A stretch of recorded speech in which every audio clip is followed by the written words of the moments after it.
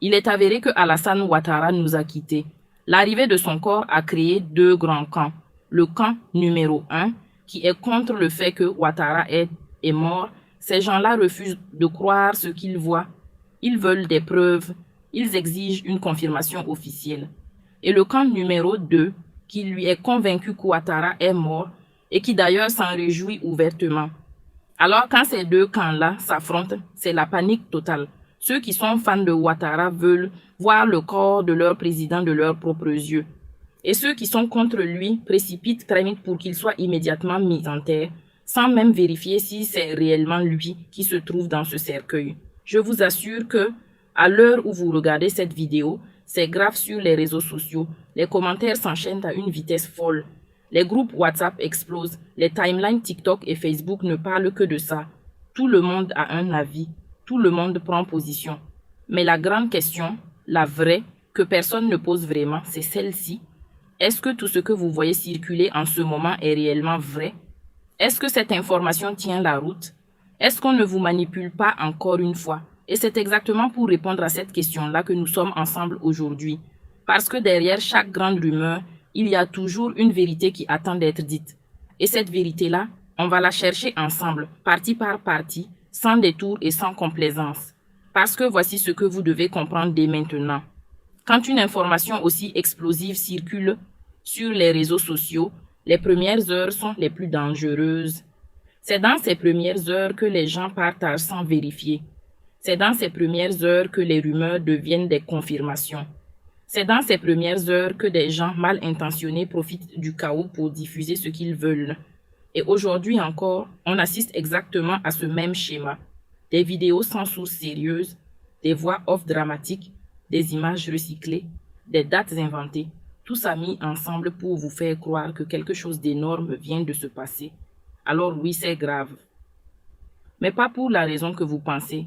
C'est grave parce que des milliers de personnes sont en train de partager une information sans se poser une seule question. Restez avec nous. Ce que vous allez découvrir dans cette vidéo va vous surprendre. Maintenant que vous avez compris l'ampleur de ce qui se passe sur les réseaux sociaux, parlons de ce que beaucoup appellent une confirmation. Depuis ce matin, des dizaines de comptes sur TikTok, Facebook et YouTube répètent la même chose. Le président Alassane Ouattara serait décédé à l'étranger. Son corps serait en route vers Abidjan et l'enterrement serait déjà fixé. Certains donnent même des détails très précis. Un hôpital américain, une date d'inhumation, un stade pour l'exposition du corps. Et c'est justement cette précision-là qui doit vous alerter.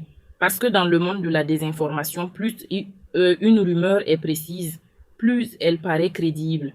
Et plus elle paraît crédible, plus les gens la partagent sans réfléchir. C'est un mécanisme bien connu, utilisé depuis des années pour manipuler les opinions. Alors, posons-nous la première question sérieuse. Qui a confirmé cette information? Aucun journal officiel ivoirien, aucune chaîne de télévision nationale, aucun communiqué de la présidence de la République, aucune ambassade, rien. Absolument rien de officiel. Ce que vous voyez circuler, ce sont des vidéos montées sur fond de musique dramatique, des voix off qui parlent de sources sûres et fiables, sans jamais nommer ces sources, et des images du président prises lors d'anciennes apparitions publiques, réutilisées comme si elles dataient d'aujourd'hui. C'est important que vous compreniez comment fonctionne cette mécanique. Quelqu'un monte une vidéo. Il utilise des images réelles du président. Il pose une voix grave par-dessus. Il dit des mots comme « nous venons d'apprendre ». Selon plusieurs sources fiables, l'information est confirmée. Résultat, la vidéo est partagée des milliers de fois en quelques heures. Des gens pleurent, d'autres fêtent. D'autres encore appellent leur famille patin pour donner la nouvelle. Et pendant ce temps-là, le vrai journaliste, lui, cherche encore la source officielle, qui n'existe tout simplement pas. Ce n'est pas la première fois que ce genre de contenu circule sur Alassane Ouattara. Des rumeurs similaires ont déjà été démenties plusieurs fois ces dernières années. Les mêmes techniques, les mêmes formules, les mêmes montages, différentes dates, mêmes mensonges. Et pourtant, à chaque fois, des milliers de personnes y croient. Pourquoi? Parce que la vérification prend du temps et le partage prend 2 secondes. Regardons maintenant les faits concrets. Parce que dans un fact-check sérieux, On ne travaille pas avec des émotions, on travaille avec des preuves. Premier fait, la présidence de la République de Côte d'Ivoire n'a publié aucun communiqué de décès. Aucun. Et croyez-moi, si un président africain mourait, vous ne l'apprendriez pas d'abord sur TikTok. Vous le verriez d'abord sur RTI, la radio-télévision ivoirienne, avec une interruption de programme, un drapeau en berne diffusé en direct et un discours officiel du gouvernement. Rien de tout ça n'a eu lieu. Deuxième fait, aucun grand média international, ni France 24, ni RFI, ni BBC Afrique, ni CNN, n'a rapporté cette information. Or, quand un chef d'État meurt, c'est une information internationale de premier ordre. Les dépêches NENEC tombent en quelques minutes. Les journalistes se mobilisent immédiatement. Là encore, silence total du côté des médias sérieux. Troisième fait, des organisations de vérification de l'information ont déjà analysé des vidéos similaires qui circulaient ces derniers mois sur la mort d'Ouattara. L'agence ivoirienne de presse elle-même a démenti ces rumeurs à plusieurs reprises. Et chose encore plus révélatrice, certaines de ces vidéos ont été analysées avec des outils de détection d'intelligence artificielle. Et les résultats montrent que les voix off utilisées sont générées à 99% par une IA, pas un être humain, une machine qui parle à votre place pour vous convaincre de quelque chose de faux. Voilà ce à quoi vous faites face. Pas un journaliste, pas une source, pas une preuve. Juste une machine bien programmée pour imiter l'émotion, imiter l'urgence, imiter la gravité et vous pousser à partager avant de réfléchir. Et le plus triste dans tout ça, c'est que ces contenus fonctionnent. Ils fonctionnent parce qu'ils jouent sur quelque chose de très profond en nous. Notre besoin de savoir vite, notre peur de rater une information importante et parfois, soyons honnêtes, notre désir de voir certaines choses se produire. Parce que oui, il y a des gens qui espèrent que cette information soit vraie. Pas parce qu'ils sont mauvais, mais parce qu'ils ont des convictions politiques fortes, des blessures profondes, des frustrations réelles.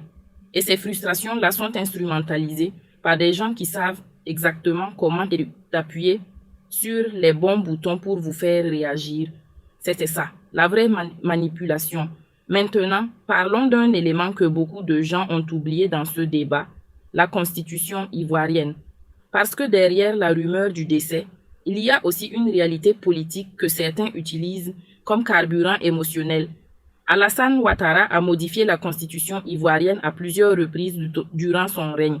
C'est un fait documenté, débattu, critiqué par une large partie de l'opposition et de la société civile ivoirienne.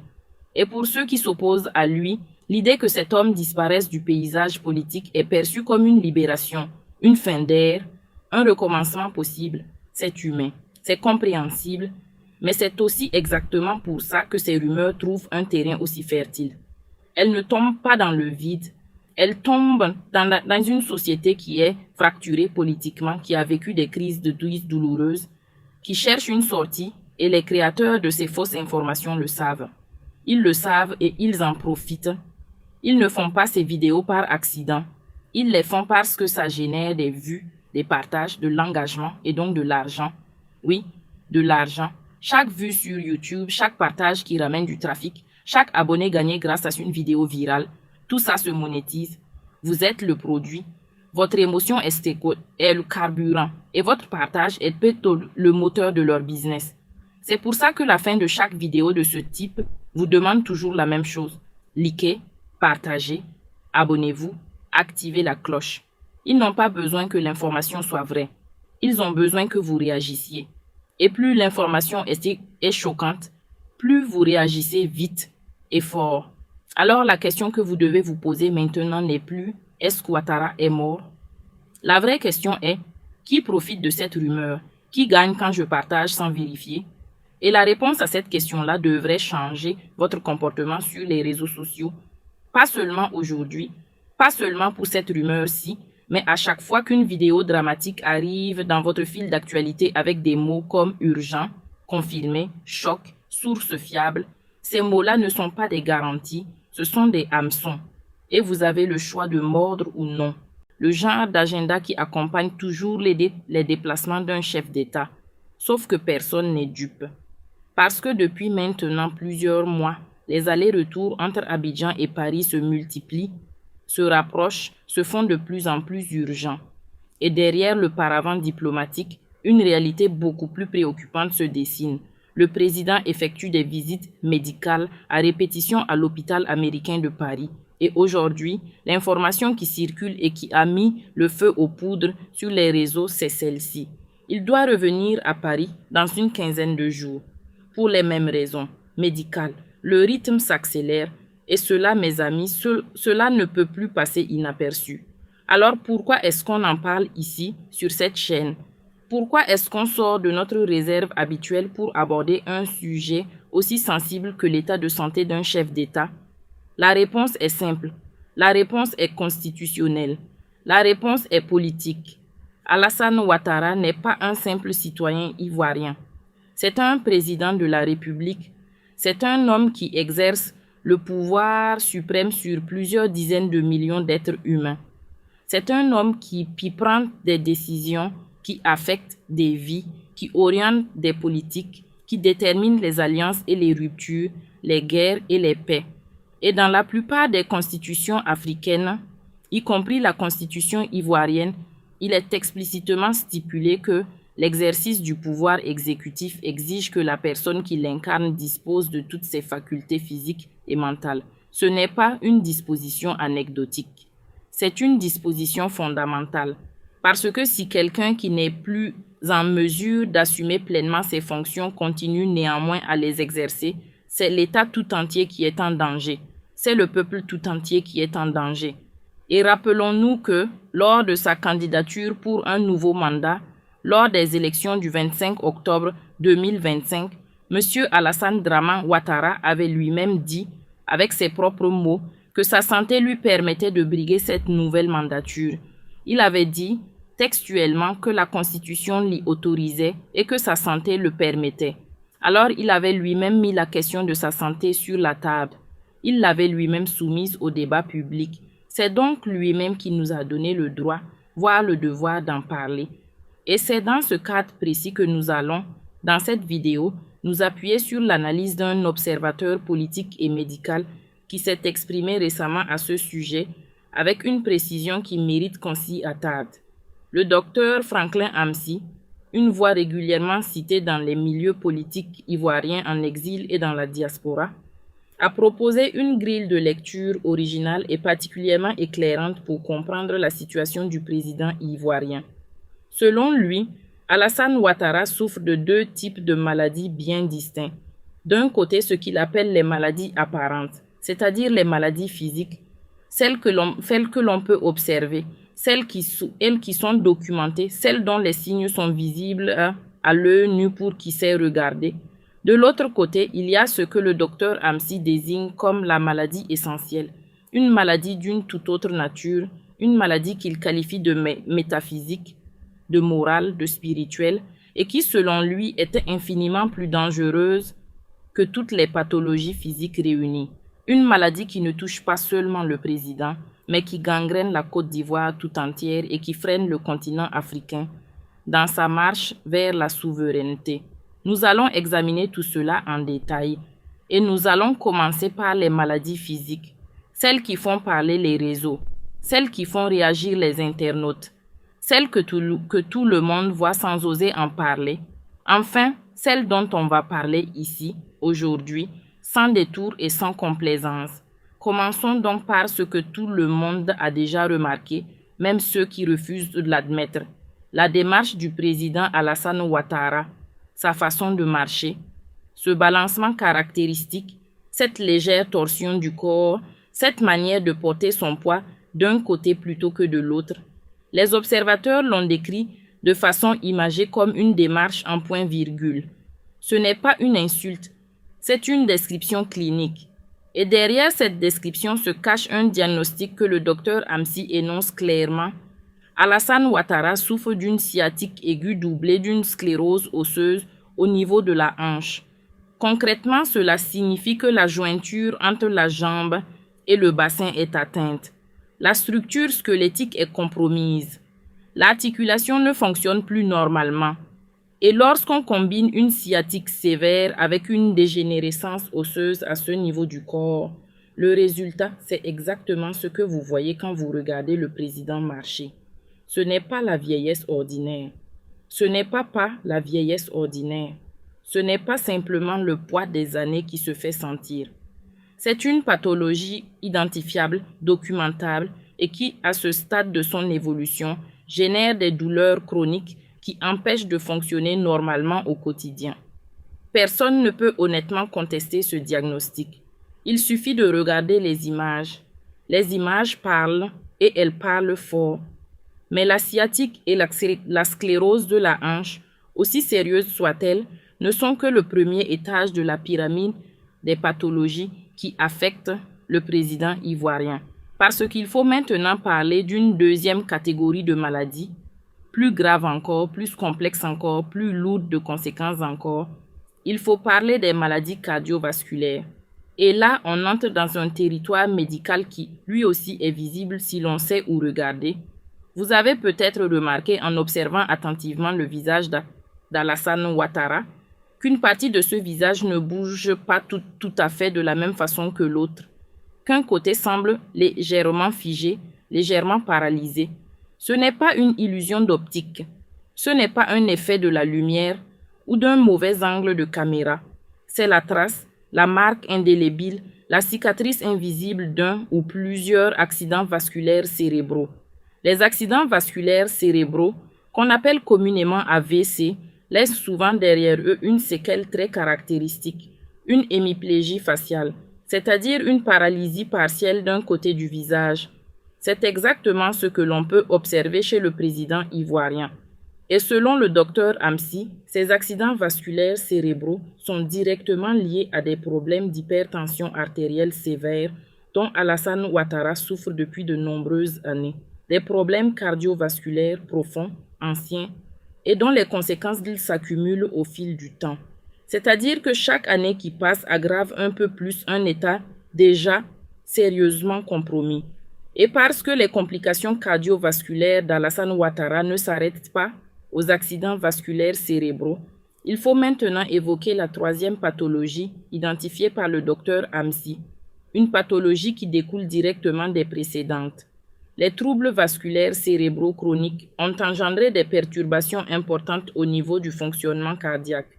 Et pour pallier ces défaillances cardiaques, pour maintenir le cœur dans un état de fonctionnement acceptable, le président ivoirien aurait recours à une assistance cardiaque artificielle.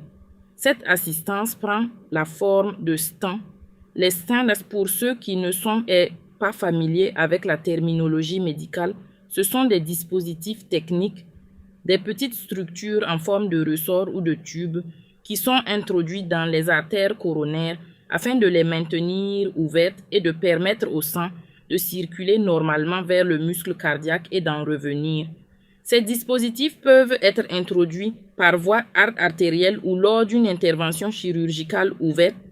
Dans les deux cas, leur présence témoigne d'une insuffisance cardiaque que le corps seul n'est plus capable de compenser. Et selon le docteur Amsi, Alassane Ouattara porterait plusieurs de ces stents, ce qui fait de lui, pour reprendre ses propres termes, un individu médicamenteux, c'est-à-dire quelqu'un qui vit sous perfusion pharmaceutique permanente, sous traitement constant, pour que son organisme continue à fonctionner. Voilà le président qui dirige la Côte d'Ivoire en 2026. Et il y a encore une quatrième pathologie à évoquer. Une pathologie peut-être encore plus inquiétante que les précédentes parce qu'elle touche un organe vital d'une autre façon. Alassane Ouattara aurait souffert, et peut-être souffre encore, de nodules potentiellement cancéreux localisés à la base du cou, dans la région de la gorge. Plusieurs interventions chirurgicales, et si vous regardez attentivement le cou du président, nous voici maintenant dans la troisième partie de cette analyse. Et si vous avez suivi depuis le début, vous avez déjà une image assez complète des deux dimensions de la situation d'Alassane Ouattara, telle que l'a décrit le docteur Franklin Amsi. Les maladies physiques, la maladie morale et ontologique. Mais il y a une troisième dimension que nous devons explorer.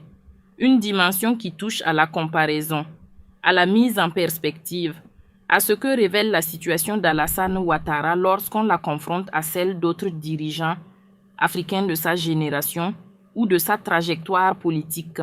Et cette comparaison, elle est troublante, elle est instructive. Elle dit quelque chose d'essentiel sur la nature du pouvoir en Côte d'Ivoire, sur la légitimité de celui qui l'exerce et sur ce que cela coûte, humainement et politiquement, de diriger un pays sans véritablement en avoir la confiance populaire. Parce que la question de la confiance populaire, elle est au cœur de tout. Elle est au cœur de la santé d'un dirigeant, de la solidité d'un régime, de la stabilité d'un pays. Et c'est précisément là qu'Alassane Ouattara, selon l'analyse du docteur Amsi, présente la fissure la plus profonde, la plus fondamentale, la plus irréparable. Prenons donc cette comparaison que propose le docteur Amsi et examinons-la honnêtement. D'un côté, Alassane Ouattara, de l'autre, Laurent Gbagbo, deux hommes de la même génération politique ivoirienne. Deux hommes qui se sont affrontés pendant des décennies pour le contrôle du pouvoir en Côte d'Ivoire. Deux hommes dont les destinées ont été entrelacées de façon tragique et dont l'affrontement a coûté des milliers de vies ivoiriennes. Et maintenant, en 2026, où en sont ces deux hommes physiquement? Laurent Gbagbo, né en 1945, entre dans sa 81e année. Il fait son âge. Il marche de façon normale, sans cette démarche en pointe-virgule qui caractérise Alassane Ouattara. Son visage n'est pas traversé par une paralysie faciale. Sa voix est claire. Son élocution est normale. Il n'est pas, à notre connaissance, seulement sous assistance cardiaque artificielle. Il n'a pas d'antécédents documentés de cancer à la gorge. C'est un homme qui vieillit comme vieillissent les hommes, avec ses fragilités propres, ses pathologies ordinaires, celles que tout être humain accumule au fil des années. Mais sans ce cumul impressionnant, presque accablant, de pathologies graves qui caractérisent l'état de santé d'Alassane Ouattara. Et le docteur Amsi pose alors la question que tout le monde devrait se poser. Si Alassane Ouattara lui-même, via ses communicants et via des journaux auxquels il avait accès, s'est permis de communiquer sur l'état de santé du président Gbagbo pour le discréditer politiquement, pour laisser entendre que celui-ci n'était plus en état de gouverner, alors comment expliquer que l'état de santé d'Alassane Ouattara soit objectivement et cliniquement bien plus préoccupant que celui de Laurent Gbagbo? C'est une question à laquelle les partisans du rassemblement des Oufouettistes peinent à répondre. C'est une question qui met en lumière le cynisme profond d'une pratique politique qui consiste à utiliser la maladie de l'adversaire comme une arme de guerre, tout en dissimulant soigneusement sa propre fragilité. Et cela, le docteur Amsi le dit sans ambiguïté, si Alassane Ouattara ne s'était pas étalé sur la santé de ses opposants, si ses proches ne pouvaient pas faire de cela un outil politique, nous non plus nous n'en parlerions pas. Mais il a ouvert la porte. Il a lui-même fixé les règles du jeu. Et maintenant, il doit jouer selon ses propres règles.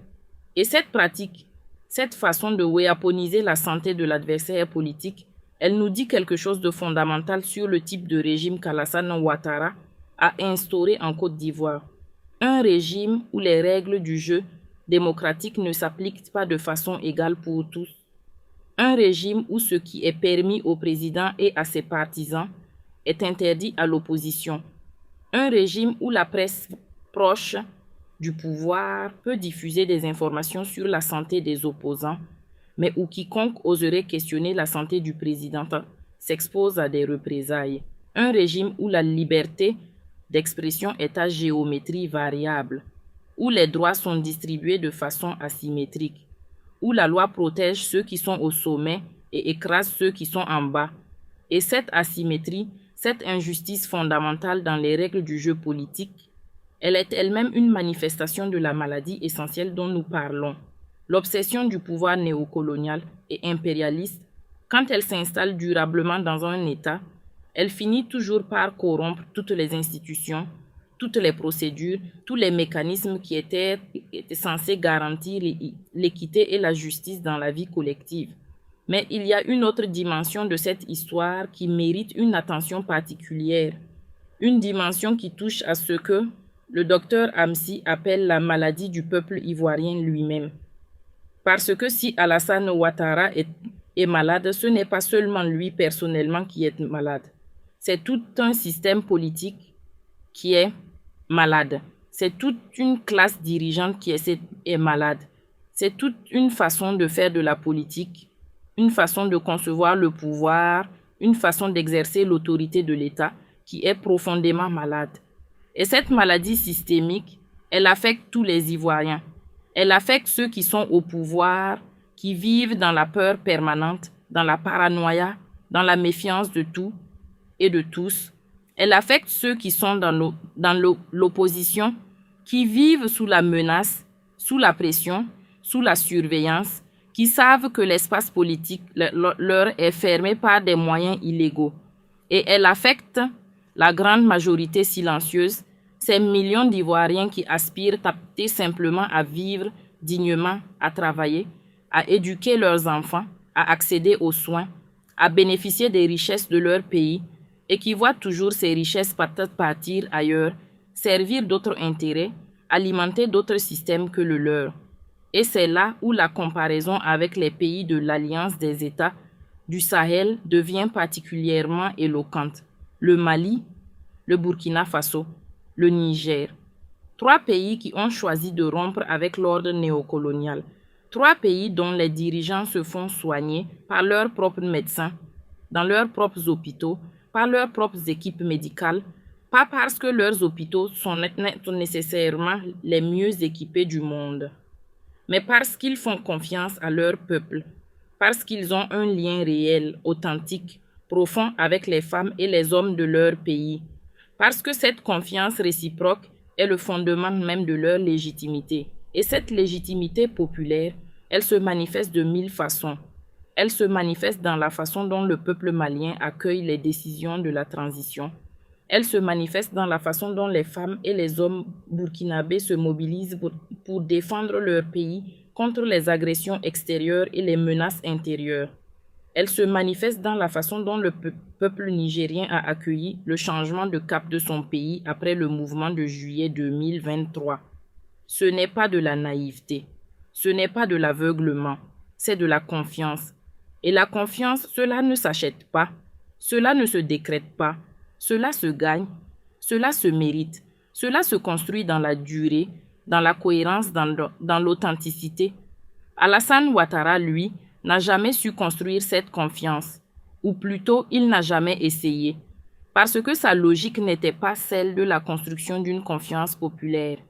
Sa logique était celle de la conquête du pouvoir par tous les moyens disponibles, y compris les plus violents, y compris les plus illégitimes, y compris ceux qui, au-delà de leurs effets immédiats sur l'adversaire politique, laissent des plaies profondes dans le corps social d'un pays, des plaies qui ne se referment pas avec le temps, des plaies qui, au contraire, s'infectent, s'aggravent et finissent par gangréner tout l'organisme national.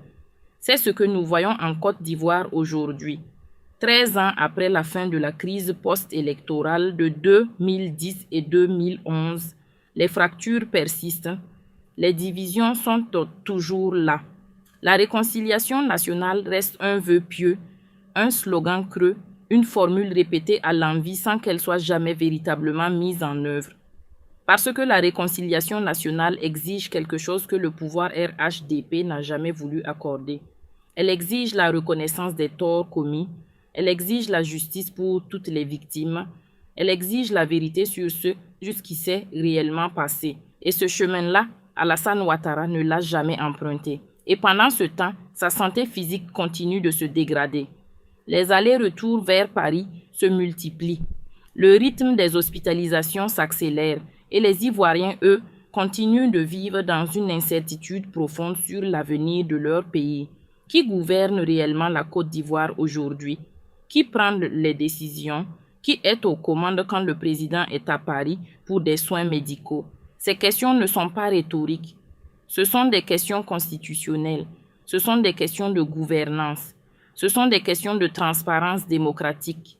Et le fait qu'elles ne trouvent pas de réponse publique claire, Le fait que le gouvernement ivoirien continue de gérer ces informations avec le plus grand secret est lui-même révélateur d'un rapport au peuple qui est fondamentalement problématique.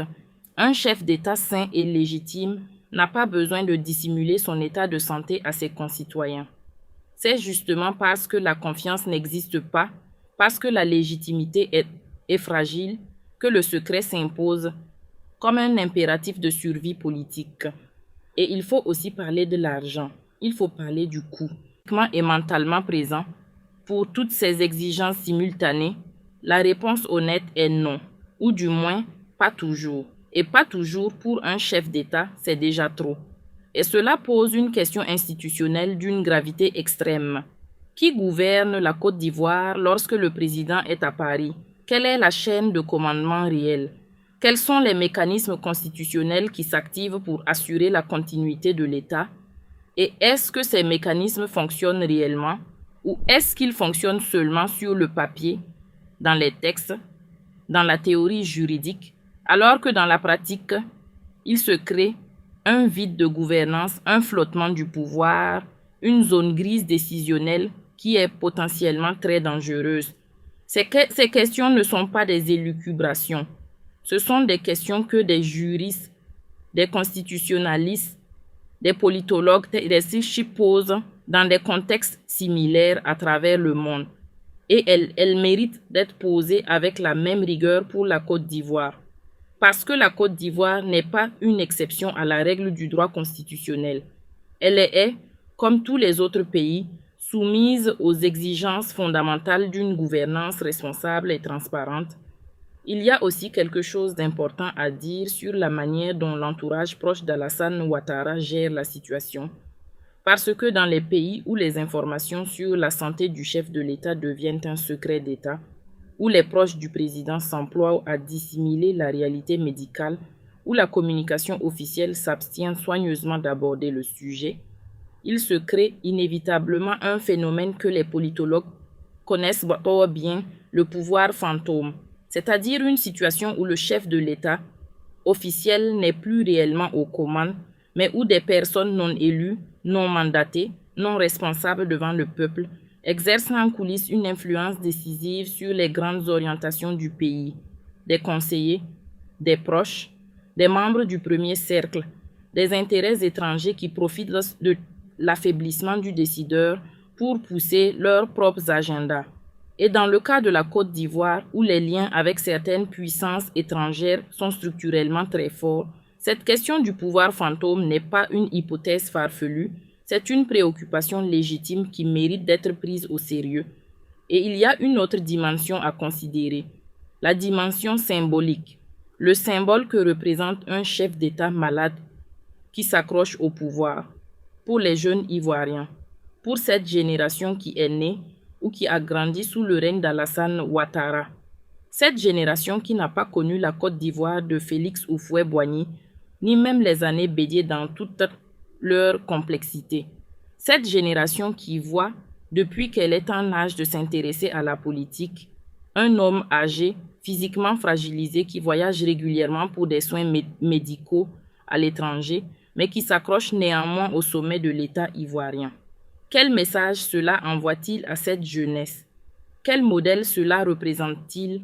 Quelle vision du pouvoir cela projette-t-il?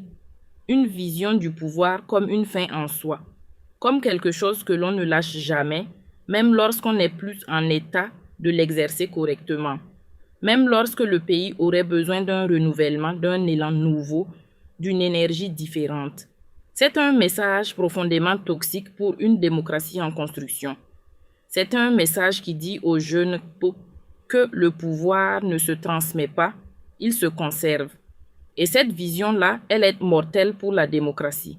Mais le docteur Amsi, dans son analyse, ne s'arrête pas à la critique.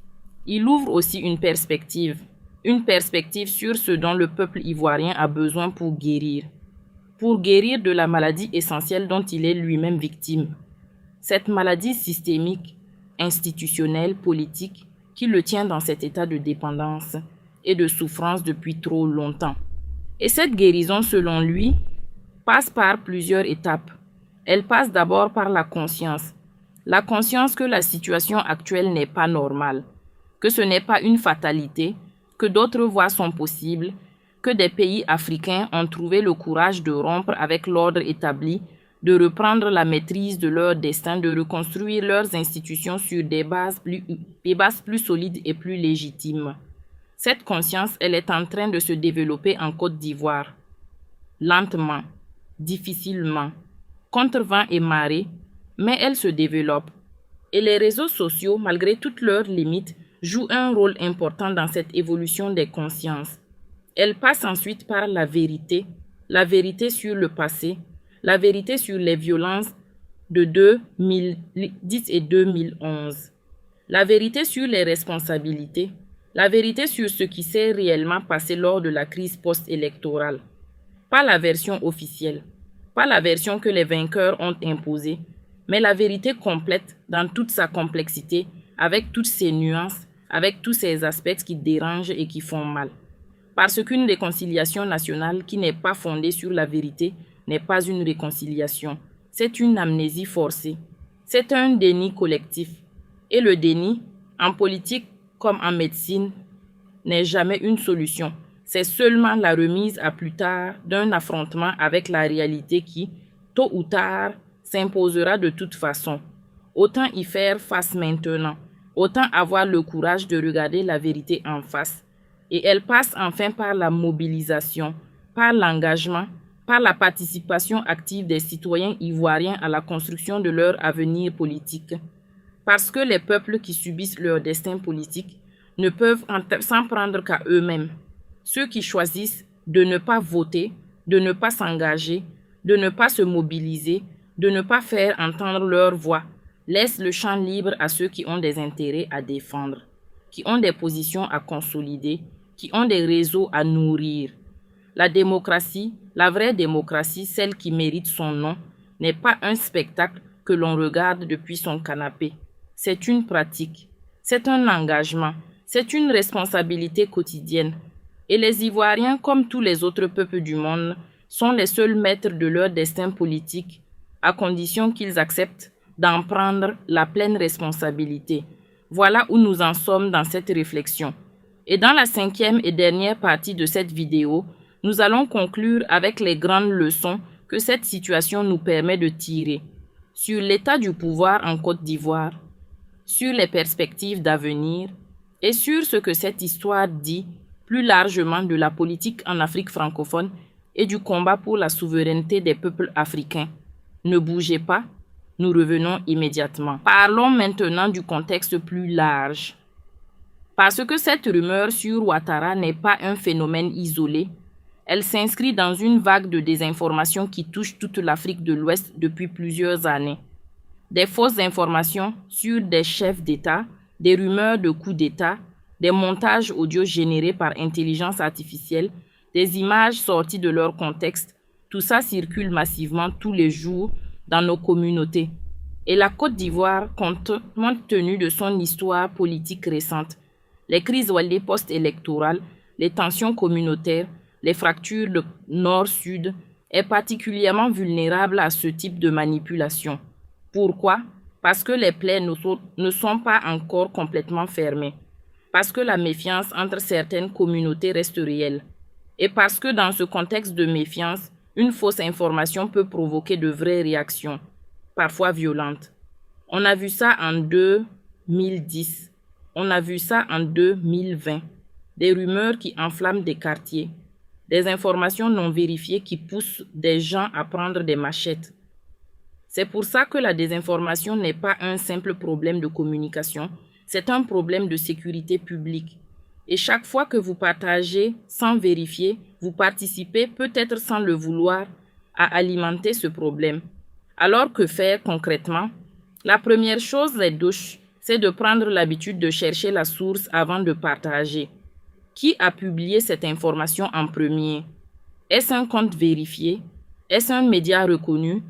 Est-ce qu'il y a un lien vers un article officiel? Si vous ne trouvez pas de réponse claire à ces questions, ne partagez pas. La deuxième chose, c'est de faire confiance à votre instinct quand quelque chose vous semble trop parfait, trop dramatique, trop aligné avec ce que vous voulez entendre. C'est souvent le signe que quelqu'un joue avec vos émotions. La troisième chose, et c'est peut-être la plus importante, c'est d'éduquer votre entourage, vos parents, vos frères et sœurs, vos amis qui partagent sans vérifier. Parlez de fact-checking, expliquer comment fonctionne le post-rumeur, montrer comment repérer un contenu fabriqué. C'est un acte citoyen. C'est une forme de résistance. Et dans un continent où les algorithmes amplifient les mensonges plus vite que les vérités, cette résistance-là est précieuse. Avant d'arriver à la conclusion, je veux vous parler d'une chose que personne ne dit vraiment, le coût humain de la désinformation. Parce qu'on parle beaucoup des conséquences politiques, des conséquences économiques, mais rarement des conséquences humaines concrètes sur des familles ordinaires. Imaginez une famille ivoirienne dont le père travaille à Abidjan et la mère est au village. Ce matin, la mère reçoit une vidéo dans son groupe WhatsApp disant que le président est mort, que le pays s'effondre, qu'il faut faire des stocks d'urgence. Elle panique. Elle appelle son mari. Son mari quitte son travail précipitamment pour rentrer. Il perd une journée de salaire, peut-être plus. Pendant ce temps, des commerçants élèvent leurs prix parce que ça va chauffer. Des parents retirent leurs enfants de l'école. Des malades n'osent pas aller à l'hôpital. Tout ça à cause d'une vidéo montée par quelqu'un qui voulait des vues. C'est le vrai coût de la désinformation. Il n'est pas abstrait, il est quotidien. Il frappe les plus vulnérables en premier. Et ceux qui créent ces contenus ne voient jamais ce coût-là parce qu'ils sont loin, derrière un écran, à compter leurs vues pendant que des familles s'affolent. Il y a aussi un coût sur la confiance collective. Chaque fausse information qui circule abîme un peu plus la confiance des gens dans les médias, dans les institutions, dans l'information en général. Et quand cette confiance est suffisamment abîmée, il devient difficile de faire entendre la vérité, même quand elle est documentée, sourcée, vérifiée. On en arrive à un paradoxe terrible. Plus la désinformation se répand, moins les gens font confiance aux vrais journalistes qui font le travail de vérification. C'est un cercle vicieux. Et c'est exactement ce que veulent ceux qui vivent de la manipulation de l'information. Alors oui, ce que nous faisons ici aujourd'hui, vérifier, expliquer, démontrer, c'est un acte de résistance. C'est refuser d'être manipulé, c'est choisir la vérité sur l'émotion facile, c'est exiger mieux de nos sources d'information, de nos réseaux sociaux et de nous-mêmes. Et maintenant, le moment que vous attendiez depuis le début, la vérité, claire, nette, sans détour. L'information selon laquelle le président Alassane Ouattara est décédé est fausse. C'est une fausse information, une rumeur, un mensonge habillé en urgent. Voici les preuves. Aucun communiqué officiel de la présidence ivoirienne, aucune interruption de programme PITSIMI sur la RTI, aucune dépêche d'agence de presse internationale, ni AFP, ni Reuters, ni RFI, ni France 24. L'agence ivoirienne de presse a formellement démenti cette rumeur. Des outils d'analyse ont détecté que certaines voix off utilisées dans ces vidéos sont générées à 99% par intelligence artificielle. Les images et extraits utilisés sont anciens, détournés de leur contexte original. Il n'y a pas d'enterrement fixé. Il n'y a pas de corps exposé dans un stade. Il n'y a pas de deuil national.